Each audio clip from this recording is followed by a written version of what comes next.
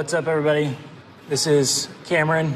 Just want to show you really quick how to start up the X32 console. When you come in on a Sunday to run sound, there's a specific way that we want you to set up the board every time. What I want to start out with is showing you guys the Scenes tab. So the Scenes tab on the X32 Compact is right here. All of our sites, we're clicking right here, and you can see there's a little view button on each of these sections. You're just going to click that view button and it's going to change the screen up here. Now I have it preset to go to scenes, I think at every site, but if it doesn't, you can use these page selector buttons right here to go to the different pages. So just want to look at the scenes really quick. What we're trying to do here is we want to pull up a scene that we've already built the routing for. We've already built processing into it, and we've kind of set up the way the channels work. What we want to do to pull up that scene is all of these rotary knobs, they are rotating, so you can use them to scroll through, but you can also push on them, and that's how you're going to pull up a scene. We're going to name all of our scenes startup. So you can see right there it says startup 26, and you're going to just click this first rotary is go, and then follow this process. It'll say cancel on this rotary and then confirm on this one. You'll click confirm, and that will pull up the scene live for us here.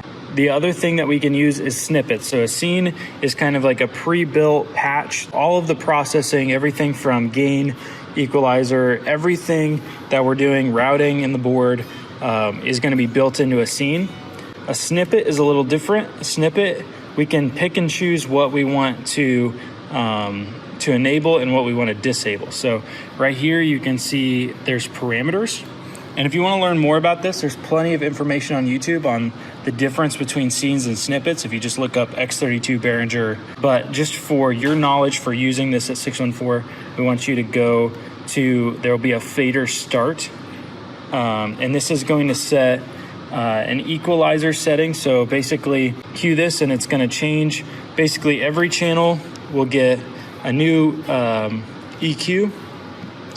And then we also have fader settings and we have mute settings enabled. There may be more or less things enabled, but essentially what we're trying to do with a snippet is not change routing or change anything like that, but we're trying to reset the board to where some of these things that take longer in mixing, or maybe you just need a little bit more training to get them right.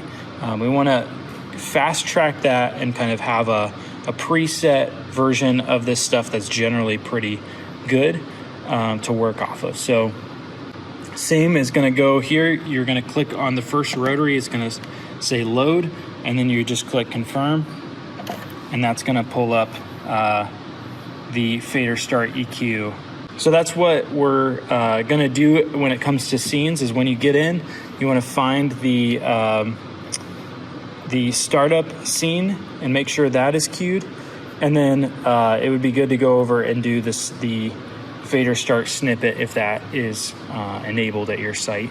Okay, so one other thing that I want to suggest is we are going to use a scene as a way to start up the console from a place, but I want to encourage you to use scenes and save scenes weekly of your mix, either midway or towards the end of rehearsal.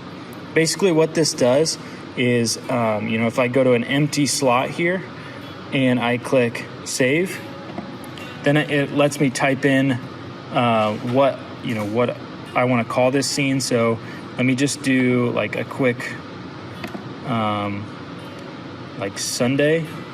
So I'll do Sunday 416, save. You can add in a note there as well that you can say like, this is Cameron's mix or something like that.